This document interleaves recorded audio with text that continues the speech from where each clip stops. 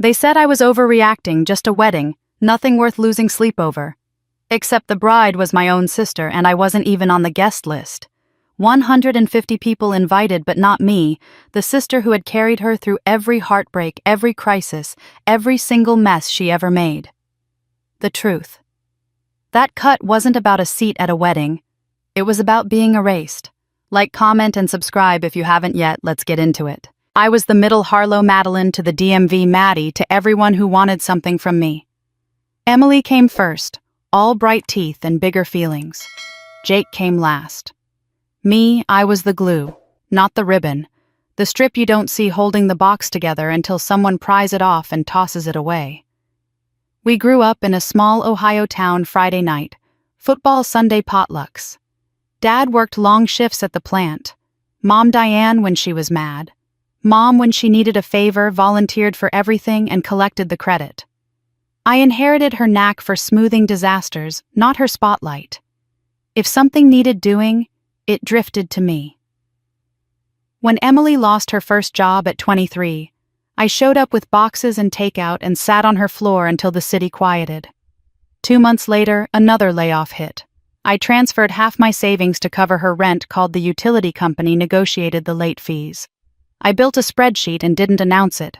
I just did it. When her long-term boyfriend moved out while she was at work, I brought ice cream and a trunk of trash bags. We turned his absence into a purge, chipped mugs, his sweatshirts, the framed skyline he swore felt aspirational. Emily cried until she hiccuped, then laughed. I told her she'd be okay, then helped her be okay. Jake noticed. He'd squeeze my hand under the table like he was saying, "I see you, sis," without lighting a fuse. 22 saving diner tips to replace a car that barely started.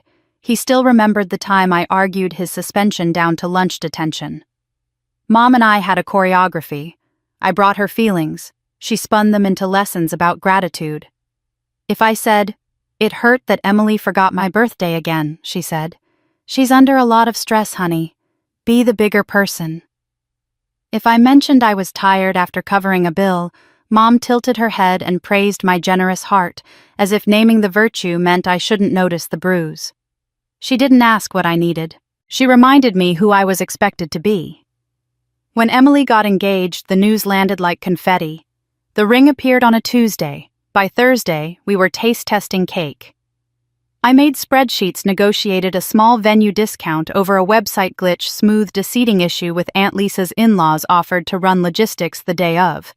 "You're the best," Emily said, already texting her florist. I didn't need a parade. Not my name in lights or a toast in my honor. I just wanted a seat that wasn't folding and stuck behind a pillar. A thank you that wasn't an afterthought. A moment where the people I loved looked me in the eyes and saw the ways I showed up without being asked. I told myself family meant doing what needed doing and trusting the ledger to balance. But the ledger always tallied in one direction. On a humid Tuesday in July, after a 12-hour shift, I came home to the apartment I paid for by packing lunches and saying no to the small luxuries I helped Emily afford. I dropped keys in the dish, kicked off flats, and microwaved leftovers while my phone buzzed with the bridal thread sample bouquets, blush linens, robe options. I wasn't a bridesmaid. Emily said it would complicate the vibe. There was a new DM from Emily. The preview on my lock screen said, "Hey, just wanted to let you know." I swiped it open. I read the message once, thinking I'd missed a word. I read it again, slower, hearing her voice in my head like it might smooth the edges. "Hey, just wanted to let you know the guest list is finalized and we had to make some tough cuts. Hope you understand. Love you." Tough cuts. My name had become a budget line slashed by a red pen. I blinked, felt heat flood my cheeks before meaning did. I scrolled up, hunting for context, a mistake, anything. The planner screenshot in the group thread boasted a head count of 150. The venue capacity 150. My math worked. My place didn't. My fork hovered over the plastic container, then lowered to the coffee table like a white flag. The world did not change shape. The fridge hummed. Humid air pressed the window. The thrift store lamp threw a small cone of light over a patch of rug. Everything was ordinary, except the hinge inside me. The one that always swung toward yes, creaked, and refused to move. I typed, deleted, typed again. I tried humor. Did I miss when I became a cousin twice removed? I tried directness. Emily, I'm your sister. None of it left drafts. I could already hear Mom's sigh, the one that shrank me back into a rowdy child. It's just a wedding, Maddie. Don't make this about you. Be gracious. Across town, Emily was probably circling menu choices with a glitter pen, telling herself the same story Mom fed us Maddie will understand. Maddie always understands. That was the role. That was the script. I was supposed to nod swallow and make the cut look intentional. The phone buzzed again, a cascade of hearts from the group, someone posting a video of the venue at sunset. I couldn't make my eyes land on the beauty. The DM still sat open, bright as a hazard sign, daring me to accept that love could cut you and call it logistics. I stared until the words blurred. Then I held the phone steadier. It didn't change. The message didn't grow kinder the fifth time I read it. It didn't grow true. I set the phone face down and listened to my heartbeat climb into my throat like it wanted to speak for me. I flipped it over once more as if the pixels might have rearranged while I blinked. They hadn't. The text remained small and surgical. I read it one more time, disbelieving. Tough cuts. I called Mom before I could talk myself down. The message from Emily still glowed on my screen like a bruise, and I needed someone, anyone, to tell me it was a mistake. Mom picked up on the second ring, her voice cheerful like she was decorating a cake. Hey, sweetheart, what's up? I didn't bother with small talk. I just got a message from Emily. She says the guest list is finalized. I'm not on it. Silence just long enough to confirm what I already suspected. Then a sigh, soft and patronizing. Oh, honey, it's just a wedding. Don't make a big deal out of this. I sat back staring at the ceiling. Not a big deal, I'm her sister. How am I not invited to my own sister's wedding? Mom clicked her tongue, the same sound she used when Jake tracked mud into the house as a kid. They had to keep the list small. It's nothing personal. I laughed, sharp and humorless. Small Mom, she invited 150 people. I saw the Instagram post. Another pause, then a forced chuckle. Well, weddings are expensive. Maybe she thought you wouldn't mind skipping this one. Wouldn't mind. The words rattled through me like loose nails in a can. I pressed the phone tighter to my ear. I covered half her rent when she lost her job. I helped her move twice. I picked her up when her car broke down at midnight. I was there through every breakup, every meltdown. And now I'm supposed to not mind being cut from her wedding. Stop being dramatic, Mom said, a hint of irritation creeping in. It's just one day. You're overreacting. Overreacting. My throat burned. I could already predict the cycle I'd argue she'd minimize. Emily would eventually give me some half-hearted apology, and I'd be expected to forgive because that's what I always did. That was my role to bend until I disappeared. But not this time. The words I wanted to throw at Mom clotted in my throat, so I hung up instead. I sat there, phone still warm in my hand, replaying her voice in my head. It's just a wedding. The same script over and over. My feelings were never valid. My absence was always assumed. I thought about all the years I'd carried Emily's burdens. I was 10 when she came home crying after middle school, convinced her best friend had turned the whole class against her. I stayed up late with her rehearsing what she'd say the next day. She walked into school with borrowed confidence. I went in exhausted but proud. I was 16 when she dented Dad's car sneaking out. I lied, said I'd borrowed it without permission. I took the grounding and the endless chores while she went to prom. I was 21 when her college roommate kicked her out. I drove 3 hours in the middle of finals week, hauled her boxes up 3 flights of stairs, and told her she deserved better. Always me. Always the fixer, the buffer, the shield. Emily took and I gave because that's what sisters did, or at least what I thought they were supposed to do. But the text on my phone told a different story. To her, I wasn't a sister. I was optional, expendable, forgettable. My chest felt hollow, like someone had scooped me out with a dull spoon. Hurt wasn't even the right word, it was erasure, as if I had never mattered. I could picture Emily at her vanity curling her hair while her bridesmaids squealed about centerpieces. She probably hadn't even hesitated when she cut my name from the list. She probably assumed I'd understand the way I always did. But staring at the glowing message, something inside me snapped. I realized I didn't want to fight my way into a seat at a table where I wasn't wanted. I didn't want to play the part of the invisible sister one more time. For the first time in my life, I didn't want to fix it. If they didn't want me at the wedding, then fine, I wouldn't be there. But I wasn't going to sit around in my apartment stewing while they played happy family without me. No, if I was being erased, then I would erase myself on my own terms.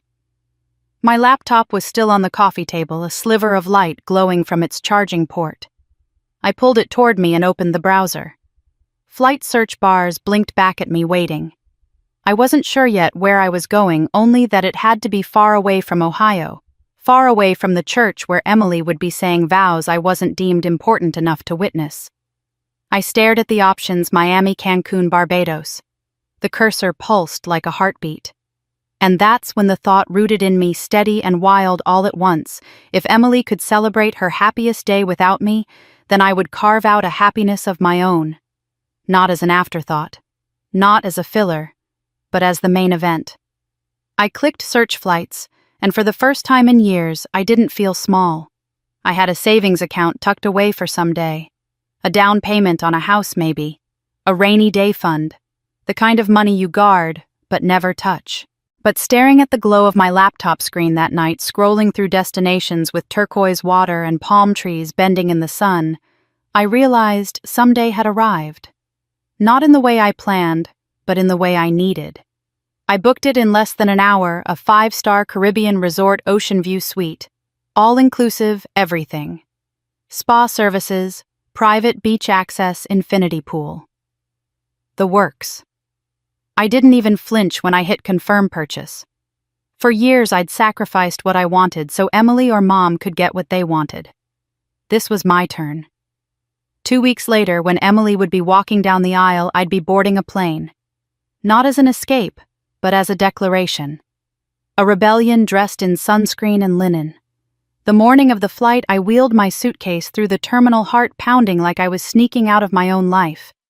My ticket was first class, another indulgence I would have once called reckless. But today, it felt like justice. When the attendant offered me champagne as I found my seat, I took it with both hands. The flute was cool against my fingers, bubbles catching the light like tiny fireworks. I snapped a picture, legs stretched out, glass-raised clouds winking outside the window, and captioned it, "Guess I didn't make the guest list, but I think I'll survive." I hit post. The response was immediate. Cousin Jake dropped a string of laughing emojis. My Aunt Lisa commented, "Good for you. Should have taken me with you." Even people I hadn't spoken to in years chimed in. Living the dream. Take me next time. Iconic move, Maddie. And then, of course, came Mom. 3 texts in a row. Mom. Where are you, Mom? You're seriously missing your sister's wedding over this, Mom. You're being petty. I sipped my champagne and muted the thread. For once, I didn't feel guilty. I felt powerful. Because here's the truth. This trip wasn't about palm trees or fancy drinks with little umbrellas. It was about saying no. It was about choosing me after years of being the afterthought. It was petty, sure, but it was also profound.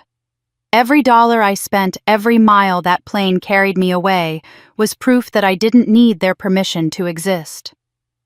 When the plane lifted off the runway, my body pressed into the seat as the world dropped away beneath me. Ohio shrank into a patchwork quilt, the wedding chaos dissolving into distance. For the first time in years, I wasn't on call for anyone. I wasn't waiting to pick up a phone that only rang when someone needed saving. I was free. The resort was something out of a fantasy. The lobby stretched open to the sea palm fronds brushing against beams of sunlight, staff greeting me with a cocktail before I even checked in. My suite had floor-to-ceiling windows that spilled into the ocean, a balcony big enough to dance on, and the kind of bed you could sink into like it was swallowing you whole. I tossed my suitcase on the floor, stepped out to the balcony, and let the salt air wrap around me. The horizon stretched so far, it looked infinite blue, bleeding into blue. I snapped another photo this time with the caption, "When one door closes, another opens." Preferably to a beachside suite with unlimited margaritas. I knew it would find its way back to Emily, to Mom, to everyone who thought I should be sitting politely in the shadows at that wedding. And I wanted it to. Because for once, they could feel what it was like to be left out. The next morning, I woke to the sound of waves and birds instead of alarms. I ordered room service pancakes fluffy enough to melt in my mouth, fruit so sweet it ruined grocery store produce, forever coffee so rich it felt sinful. I ate on the balcony with my hair still messy, legs stretched, sun warming my skin. Every bite tasted like defiance. By the afternoon, I was stretched out on a sunbed by the infinity pool, martini in hand, watching the horizon blur into sky. My phone buzzed occasionally with likes and comments on my posts, but I ignored them. I wasn't here for validation. I was here for myself. But when the wedding weekend finally arrived, I couldn't resist turning my phone on. The screen lit up instantly, dozens of missed calls, a flood of messages. Mom, Emily, cousins, even numbers I didn't recognize. My notifications exploded like fireworks in the dark. At first I laughed. Of course they couldn't leave me alone even now. But then the volume of it hit me, call after call, message after message piling in non-stop. I set the phone down on the side table, stared at it for a moment, the screen vibrating against the wood, and felt something shift in my chest. This wasn't just wedding chatter. Something was wrong. The wedding had begun, and my phone was blowing up like the world was on fire. The phone wouldn't stop buzzing. It skittered against the glass table by my pool chair, rattling like an insect trapped under a jar. I watched the waves roll in, pretending I couldn't hear it, sipping slowly from the stem of my martini. My toes dangled over the edge of the infinity pool, the ocean stretching endlessly beyond it. Call after call, text after text. The names scrolled across the lock screen. Mom, Jake, even numbers I didn't recognize. I smirked, adjusted my sunglasses, and let it ring. If this was another round of guilt trips, they'd have to stew in their own silence. But then a notification preview slid across the screen. From Cousin Melissa. You won't believe what just happened. Something about that sentence cracked my composure. I reached over, swiped the screen, and opened the flood. Melissa's next text came fast. The groom walked out, like literally walked out, mid-reception, full-on fight with Emily, and then gone. I blinked. For a second I thought maybe the sun was frying my brain. I scrolled down, heart-skipping as messages stacked. Jake dude, you dodged a bullet. Uncle Rob. This family is falling apart. We need you here. Mom. Call me right now. This is an emergency. Melissa again. He left her. He actually left her. I sat up, the towel sliding from my shoulders. Oh my God, I whispered into the salt air. The story pieced itself together through the chaos of texts. Emily and her groom had some kind of screaming match near the dance floor. Guests froze with forks halfway to their mouths. He called her selfish, ungrateful, impossible, loud enough for the DJ to kill the music. She shot back something about him never being good enough. He dropped his glass, cursed, and stormed out. Just like that. Gone. The reception collapsed in minutes. Uncle Rob and Dad started yelling over whose side of the family was ruining the Harlow reputation. Grandma burst into tears, convinced the entire thing was a sign from God.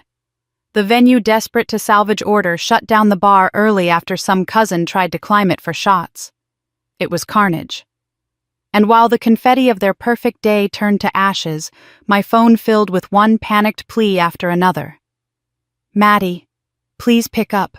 We need you here. You always know how to calm her down. Emily's hysterical, she won't listen to anyone. This family is in crisis. Come home now. I leaned back in the lounge chair, tilted my sunglasses down, and let the grin spread across my face. The same family that had decided I wasn't important enough to sit in a folding chair at the ceremony now suddenly needed me to rescue their burning carnival of a wedding. The irony was so thick it was intoxicating. I scrolled until I hit the message from Mom. "This isn't the time for one of your moods. Your sister needs you. Come home right now. Be mature about this." I laughed out loud, startling the couple in the next cabana. Mature was covering Emily's rent when she blew through her savings.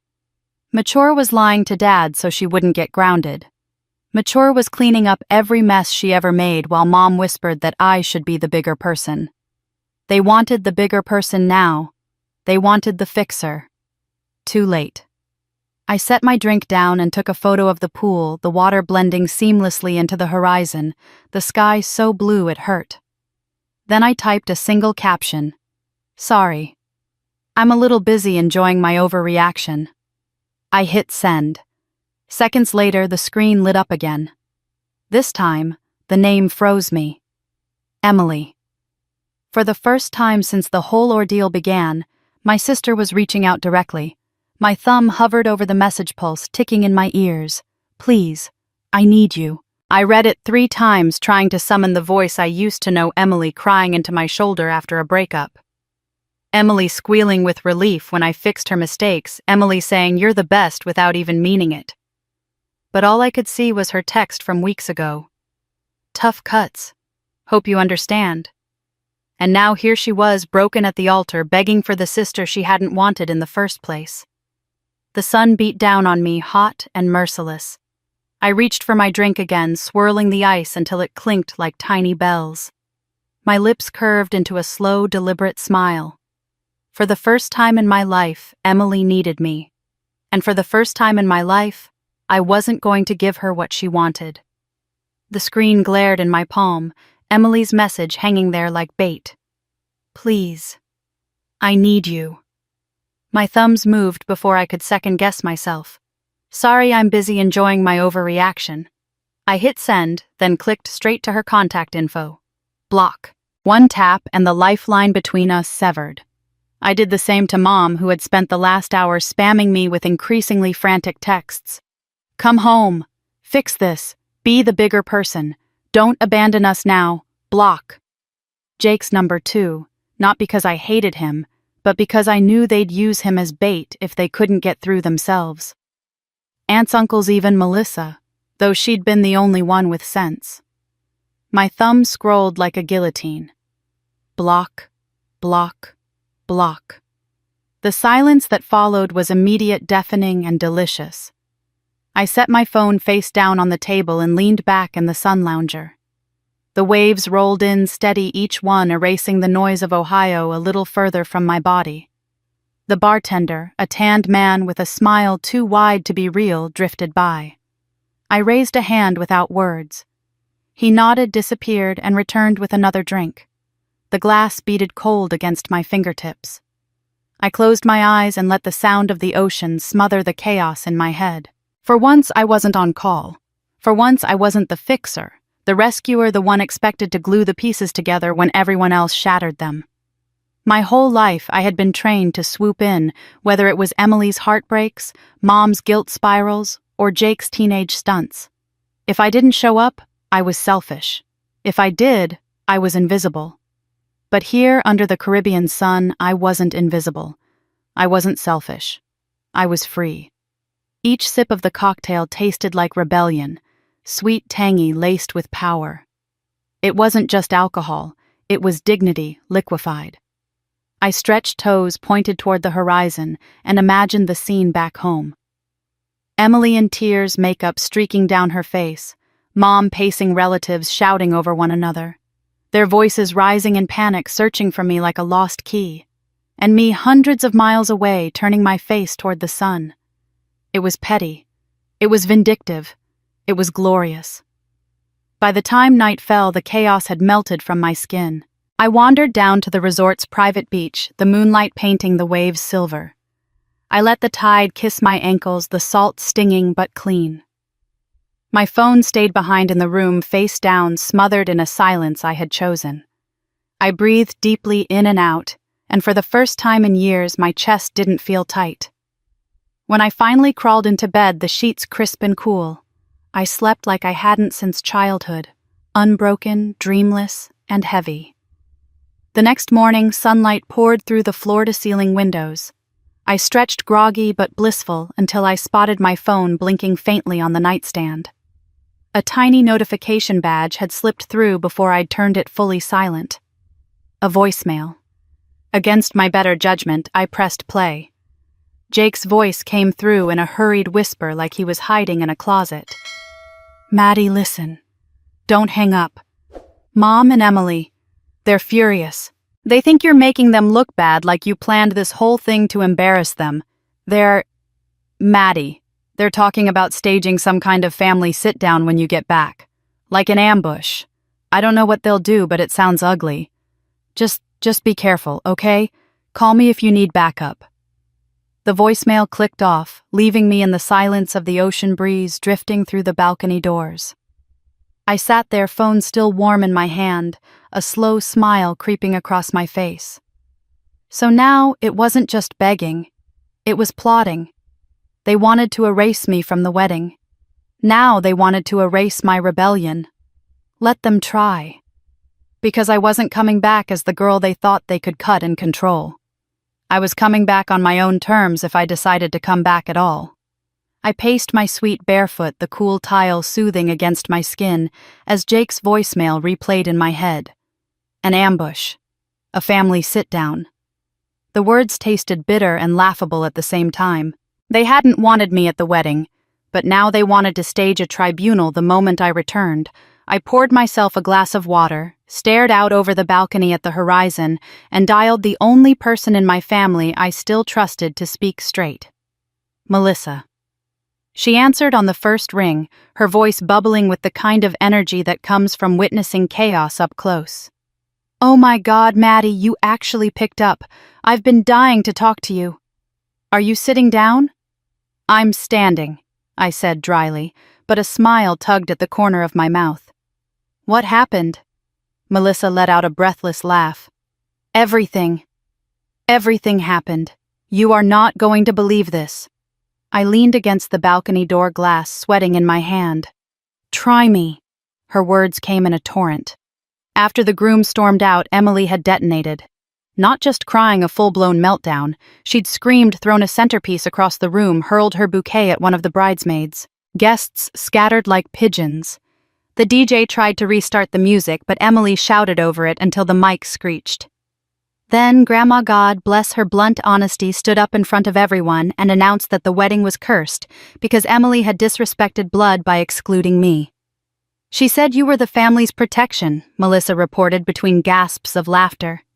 "Like you're some kind of guardian angel, and Emily basically hexed herself." I laughed so hard I nearly dropped my glass. "You're kidding. I swear on my life," Melissa said. And it didn't stop there. "Uncle Rob started shouting at your dad, blaming his side of the family for raising selfish kids. Dad snapped back about Rob always being jealous. They were nose to nose before the staff dragged them apart. And then Aunt Lisa tried to mediate, but your mom told her to shut up. It was like Jerry Springer in tuxedos." I pressed my palm to my forehead, wheezing. "This is insane." "Insane." Melissa agreed, and kind of poetic. The whole reception collapsed in under an hour. They closed the bar early, people started leaving in droves. Emily ended up sitting alone in her dress mascara, running, wailing that everyone had betrayed her. I couldn't stop laughing. The sound burst out of me sharp and loud until tears pricked my eyes. The same family who cut me out to keep things picture perfect had spiraled into public disaster without me. It was almost too perfect. But then Melissa's voice dipped lower. "Here's the wildest part. Oh, there's more." She hesitated, then said, "Some of them are blaming you." The laughter cut short in my throat. Blaming me for what? For not being there to fix it. Melissa sounded disgusted. "I overheard Aunt Lisa telling your mom, if Maddie had been here she would have calmed Emily down. She always does. She would have talked sense into the groom. None of this would have happened." For a moment, I stood in stunned silence, staring at the endless horizon as the absurdity landed. Then a jagged laugh tore out of me. So let me get this straight. They slice me off the guest list like I'm expendable, but then when it all blows up, suddenly it's my fault for not being there to save them. Exactly. Melissa's voice was tight with both anger and amusement. It's insane. They exclude you and still expect you to clean up their mess.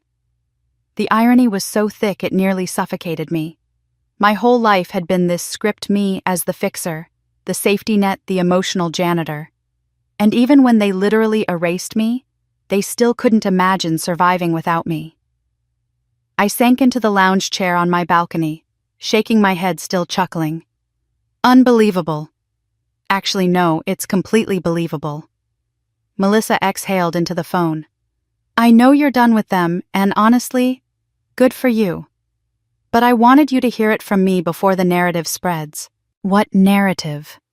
She hesitated, then dropped her voice to a near whisper. Your mom is planning a family intervention for when you get home. I went still.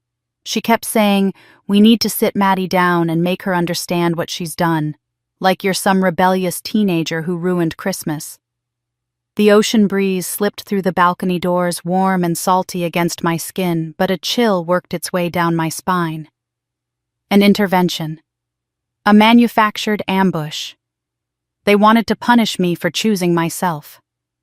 I tilted my head back, let out a laugh that was half disbelief, half fury.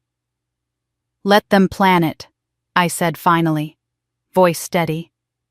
Because if they think I'm walking into that house unprepared, they don't know me at all. Melissa was quiet a moment, then whispered, You're really not. Are you? No, I said, watching the waves crash against the rocks below. I'm not. And for the first time in my life, I didn't feel fear at the thought of standing alone against them. I felt ready.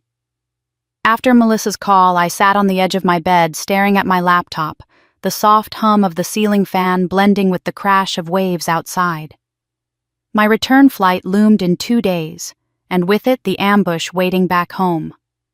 Mom, Emily, the whole circus of relatives itching to sit me down and correct me like I was a broken appliance. The very thought made my chest tighten, but then just as quickly the tension dissolved into clarity. I didn't owe them my return. I didn't owe them anything. I opened the airline's website and clicked through to manage my booking. My cursor hovered over the change flight option, that tiny square of digital freedom. For one suspended moment, I imagined going back, playing the role again, being swallowed into their guilt and demands. My stomach turned. No. I selected Extend Trip. My fingers moved steady, almost ceremonial, as I booked another 7 days.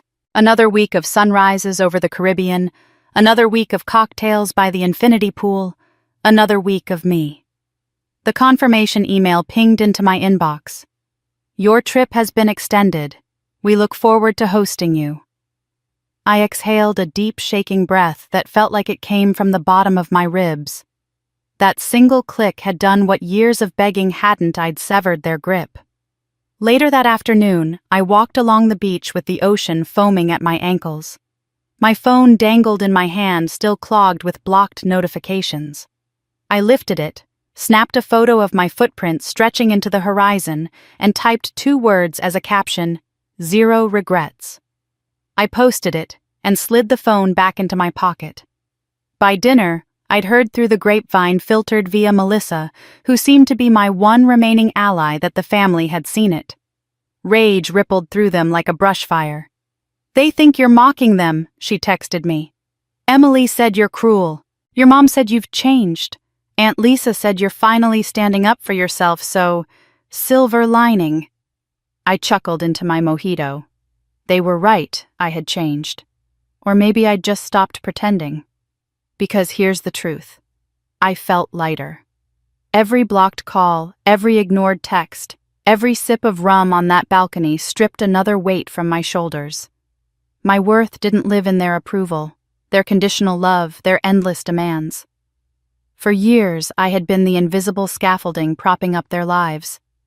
Now I'd walked away, and the structure had collapsed under its own rot. That wasn't my fault. That was proof of how much they'd leaned on me while pretending I didn't matter. It hit me then that this was more than a vacation. This was an act of reclamation, the purest embodiment of a value I'd been raised to admire, but never allowed to live freedom. In America, we preached resilience, independence, pulling yourself up by your bootstraps. But in my family, that sermon twisted into exploitation. They celebrated freedom in theory, but expected my servitude in practice. I was supposed to sacrifice without complaint, forgive without limits, and smile while doing it. Not anymore. Now I was living that freedom for myself, choosing my path, my peace, my joy, not theirs. I thought about generations of people before me who had clawed their way out of suffocating expectations, who had built their lives from the wreckage of control. Maybe I wasn't breaking new ground, but I was finally walking the path they'd carved, the right to be whole, even if it meant standing alone. That night I sat on the balcony with a notebook from the hotel gift shop, its cover painted with palm leaves. I poured myself a glass of wine and began to write not to them, but to myself. I wrote about Emily's selfishness, about Mom's constant dismissal, about every sacrifice I'd made that was erased from memory the moment it was inconvenient. I wrote about the sting of that text, Tough Cuts, and how it had cracked open something inside me that would never close again. By the time I stopped pages crammed with slanted handwriting, the notebook was heavy with truth. I closed it, pressing my palm flat against the cover like sealing a vow.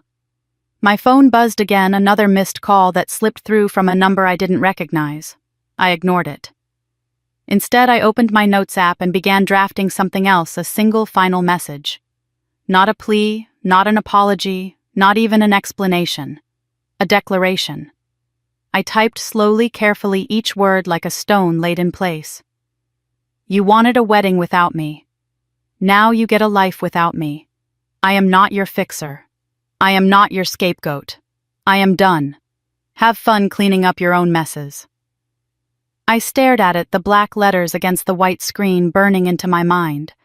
My thumb hovered over send, but I didn't press it, not yet. I wanted them to stew in silence a little longer. For now, the draft sat there glowing faintly, a match waiting to be struck. And on that balcony with the Caribbean night pressing warm around me and the sea whispering below, I smiled to myself. The severing had begun. The only question left was whether I would finish it with a whisper or a blaze. The draft sat in my notes app for 2 days, simmering like an ember I refused to snuff out. Every morning I read it over, fingers hovering, wondering if I should press send. Every night I fell asleep with the phone face down, its glow seeping faintly through the glass, reminding me of the words waiting to be unleashed. Finally, on my 6th morning in paradise, I decided enough was enough. I pulled the balcony curtains wide and let the sunrise blaze into my room, golden light pouring across the floorboards. The air smelled of salt and flowers. It felt like the world was daring me to stop hesitating. I opened the notes app one last time. My heart thudded not with fear, but with something sharper, anticipation. I copied the words, pasted them into a group message to Emily and Mom, and read them aloud under my breath, steady and clear. You wanted a wedding without me? Now live without me. I'm not your backup plan anymore. Then I pressed send. The message shot off into the ether, a blade I'd honed for weeks now, finally freed from its sheath. Almost instantly, their names lit up on the screen, first Mom, then Emily, scrambling to respond. I didn't even look. My thumb moved with a certainty I'd never felt before. Block, block. And just like that, it was done. The silence that followed wasn't empty. It was full. Full of all the space I'd cleared by refusing to carry their weight anymore. Full of the clarity I'd craved since I was a kid, waiting for scraps of validation that never came. I sat back in the chair, staring out at the horizon as a tide of relief washed over me. My chest felt open, lighter than it had in years. All the resentment, all the swallowed anger, all the old wounds, they didn't vanish, but they loosened their grip. They no longer owned me. I owned me. That evening, I booked myself on a sunset cruise. A celebration not of spite, not of revenge, but of freedom. The boat was small, intimate, with only a handful of other passengers. We slipped out of the harbor as the sun dipped low, the sky painting itself in streaks of orange and purple. The air was warm but breezy, carrying the scent of the ocean straight into my lungs. I stood at the railing, a glass of champagne in hand, the sea stretching endlessly before me. For once, I wasn't thinking about who needed me, or who might be disappointed, or what role I was supposed to play. I wasn't anyone's safety net or stand-in or scapegoat. I was just Maddie Grace Harlow, a woman watching the sun melt into the water alive in her own skin. As the boat glided further from shore, I thought about all the years I'd lost trying to earn love that had strings attached. I thought about Emily, who cut me out without hesitation, and Mom, who taught me that my feelings were always too much. And then I thought about myself, the girl who had carried them both for too long. And I smiled, because for the first time, I had put her first. The sky darkened into indigo stars, flickering awake one by one. I lifted my glass in a quiet toast to the ocean, to the night, to myself. "Here's to no regrets," I whispered. The boat swayed gently, the horizon wide and unbroken. I felt the question rise unbidden, a whisper that used to haunt me whenever I dared to imagine a life beyond them. What comes next? But this time the thought didn't tighten my chest. It didn't fill me with dread or guilt. It sparked something electric in my veins. Excitement. For once, the unknown wasn't a threat. It was a promise. Back in my suite, the notebook with palm leaves on its cover lay open on the desk. I uncapped a pen, the same one the hotel had slipped into the drawer beside the stationery, and stared at the blank page. The boat ride still clung to me, the scent of salt on my skin, the memory of stars unfurling over the water, and I wanted to capture it before it dissolved into memory. I began to write. Betrayal. Rebellion. Liberation. The words scrawled across the top of the page like a headline. Underneath, I began filling in the story, not in neat chapters, but in fragments, moments that had built the arc of my undoing and my becoming. I wrote about the text that gutted me, tough cuts, how disbelief had curdled into rage and rage into resolve. I wrote about booking the flight, the champagne glass in first class, the photo captioned, "I think I'll survive." I wrote about the phone buzzing with the news of the grooms storming out, about my laughter echoing into the Caribbean night. And I wrote about the final text, the blade I'd let fly, "I'm not your backup plan anymore."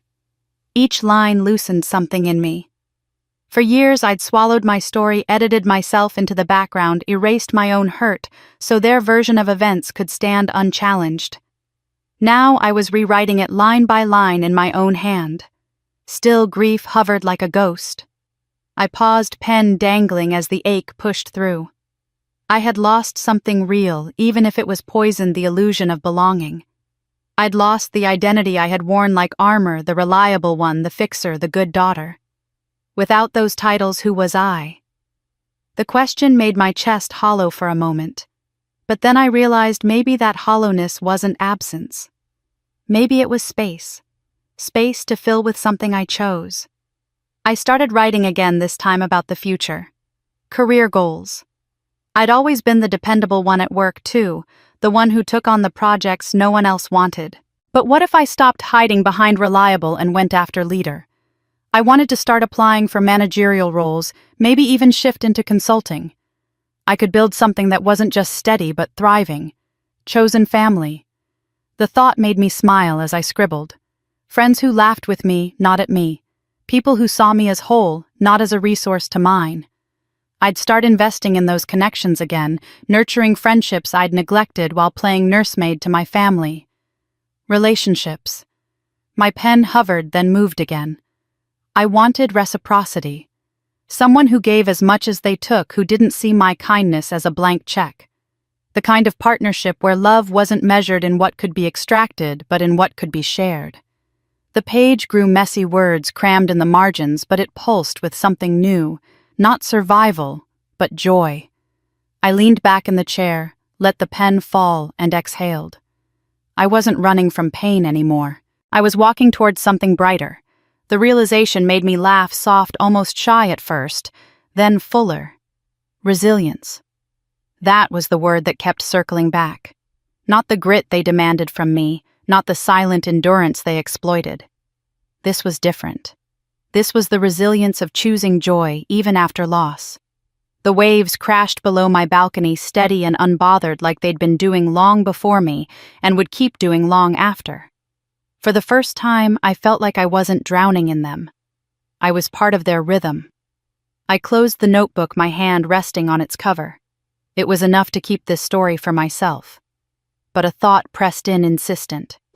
For years, my family had controlled the narrative, painting me as dramatic, selfish, too sensitive, ungrateful. They'd spun their web so tightly that even I started to believe it. But now I had my version carved in ink. Maybe it was time to make it more than private. I picked up my phone, opened a fresh document, and typed a title, "When My Sister Cut Me From Her Wedding." Just seeing it there sent a thrill through me, half terror, half triumph. If I shared it online anonymously or even with friends, it wouldn't just be a story. It would be ownership. It would be saying out loud that I was not what they'd painted me to be. I stared at the blinking cursor, excitement tingling in my veins. For the first time in my life, I wasn't afraid of telling my story. I was ready. By the time my extended trip wound to an end, I felt like I had shed a skin. My suitcase was heavier than when I arrived, souvenirs tucked between sundresses and sandals, bottles of local rum wrapped in beach towels, seashells I'd picked up on morning walks lining the inside pocket.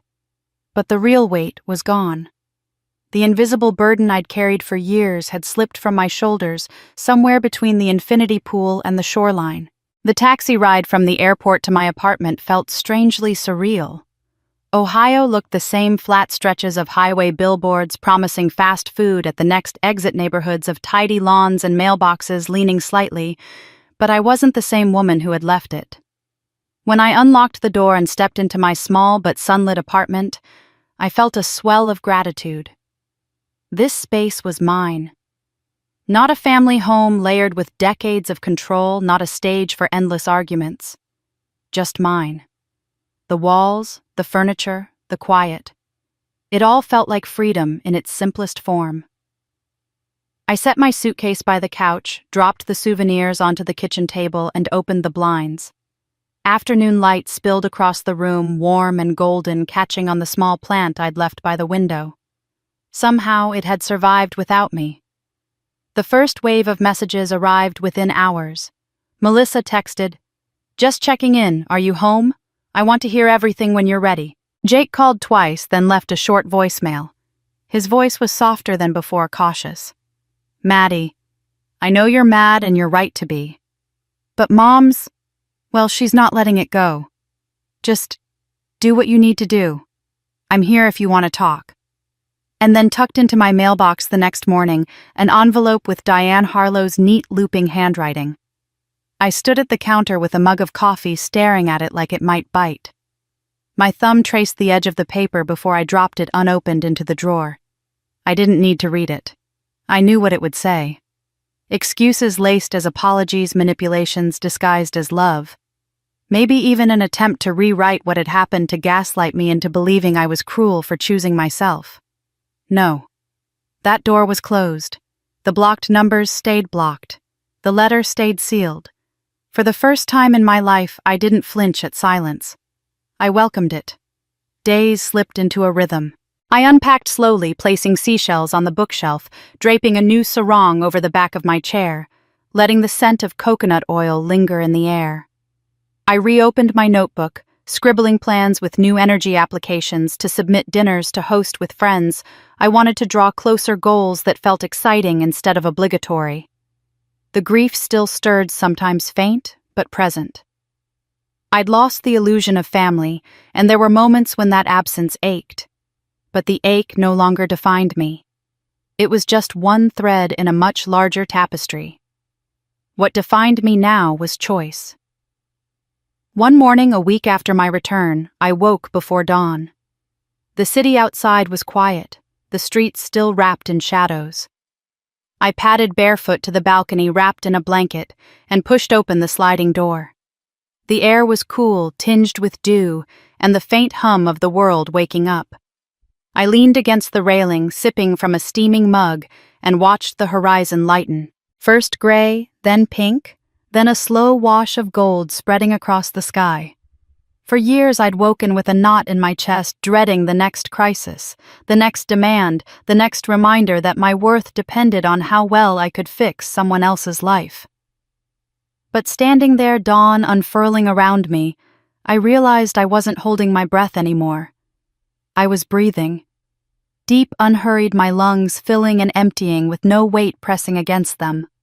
The sun crested the skyline, light spilling over rooftops, and for a moment I felt reborn. Not as the forgotten middle child, not as the fixer, not as the scapegoat. Just me, Maddie Grace Harlow. I closed my eyes, let the warmth kiss my face, and smiled. For once, I wasn't the forgotten sister.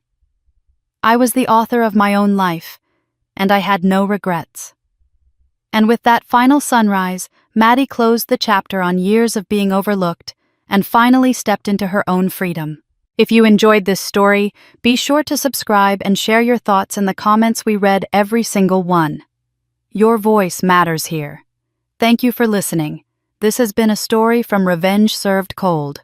We'll see you next time.